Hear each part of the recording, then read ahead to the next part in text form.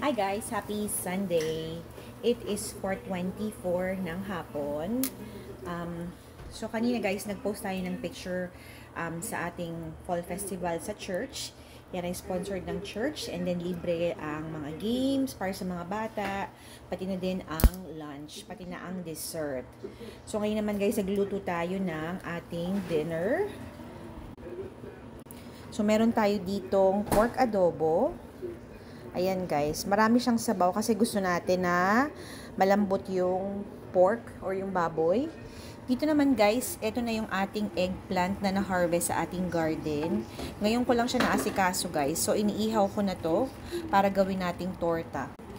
So ito, lumambot na to guys. Sabi ni Daddy, kailangan na daw lutuin. So parang gusto nating magluto ng torta. Meron tayong bagoong sa ref, tamang-tama yan. At saka marami pa rin tayong tomato.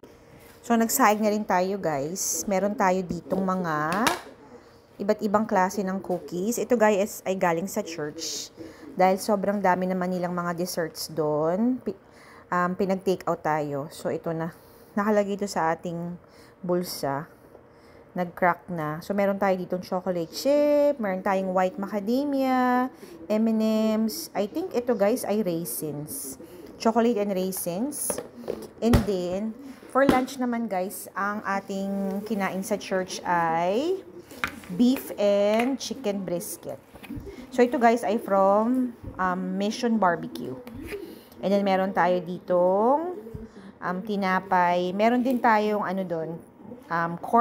cornbread, baked beans, and coleslaw. Pati na ang mga salad nila. So, yun guys ay ginagawa ng ating simbahan once a year. Nagsusponsor sila ng fall festival para sa mga parishioners, pati na din sa mga families din ng parishioners. Parang kahit bisita ka lang guys, welcome kang pumunta sa fall festival ng aming simbahan. So, yung mga bata, baka ito na lang yung kakainin. Marami pa tayong beef brisket at saka chicken. Tapos si Daddy naman ay kakain ng adobo. Nagkikrave siya sa adobo. And ako naman ay kakain ng tortang talong. So, ayan. Iba't iba ang ating ulam for tonight. Dahil kanina ay kumain na tayo ng pork or ng beef and chicken, kakain naman tayo ng gulay. Para naman medyo healthy ang ating araw. So, ito guys, ganito lang ako kasimple magluto ng adobo. Tinitimplahan na natin yan, syempre, ng soy sauce, vinegar, meron tayo ditong laurel leaf, meron na din tong pepper at saka konting sugar.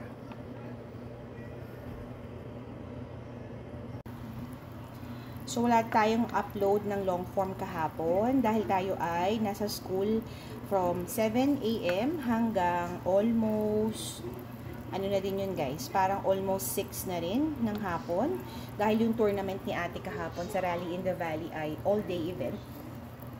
Kami ni Daddy ay nagtrabaho from 7 to 9. Nagka-collecta tayo ng ticket para sa mga papasok or mga entrance fee. And then, nag-donate din tayo ng 20 packs ng grapes kung saan binenta nila yon sa kanilang concession stand. And then, nag-donate din tayo ng 4 boxes ng assorted granola bars para sa mga officials and referees na pumunta kahapon para sa tournament.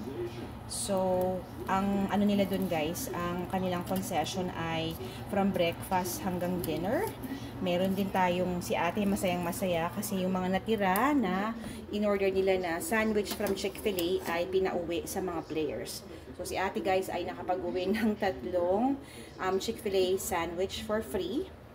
And then, after ng tournament, lahat ng mga parents ay nagtulong-tulong para magligpit or para mag-clean up ng buong high school.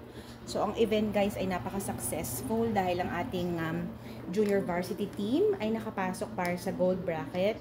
However, hindi sila nagtagumpay. Pero proud na proud tayo dahil sila ay 4th runner-up para sa gold division. So, we're looking forward for next year. Hopefully, makapasok ulit si ate sa JV because she will be a second-year high school.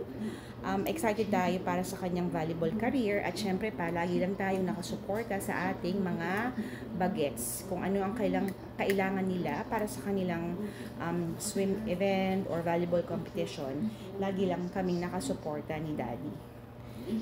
So 4:30 guys, maliligo pa rin tayo for today dahil tayo nga ay galing sa labas.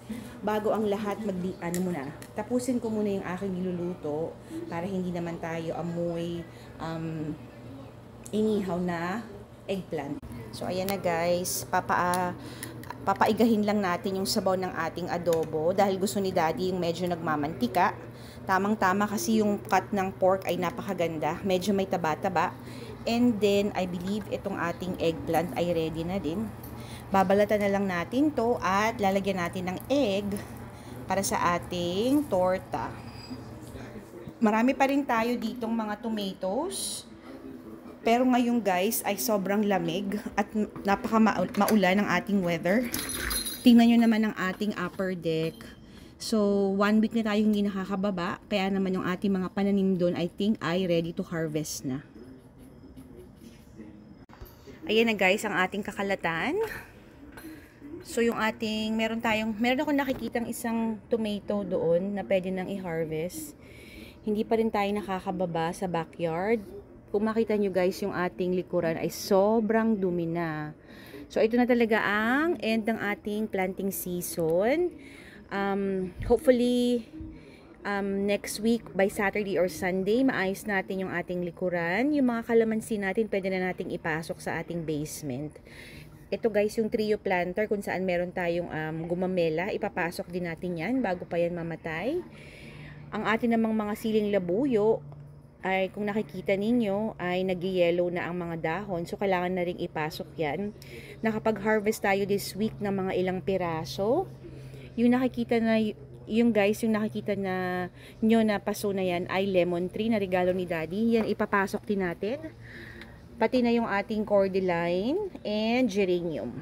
Hindi yan pwedeng sobrang lamig kasi talagang mamamatay sila. Sobrang ganito guys ang situation dito kapag pumasok na ang taglagas or autumn. Pansinin nyo guys yung mga dahon from the puno ay nagsisilagasan na. So, siguro by the end of October, lahat yan guys ay matatanggal or malalagas. So, sa winter guys, yung mga puno na yan ay kalbo. Magsa-start lang yung ulit magsibol or bumunga by springtime. Bandang March, April. Okay guys, yan lang muna for today's video. Again, maraming salamat sa lahat ng mga sumusuporta sa atin dito sa Facebook world. Sa mga nagko-comment, sa mga nagbibigay ng tala, maraming salamat sa mga nanonood sa ating long forms and reels. Pasensya na po kayo dahil medyo busy tayo lately. Pero susubukan nating magbahay-bahay para kayo ay mabalikan ko.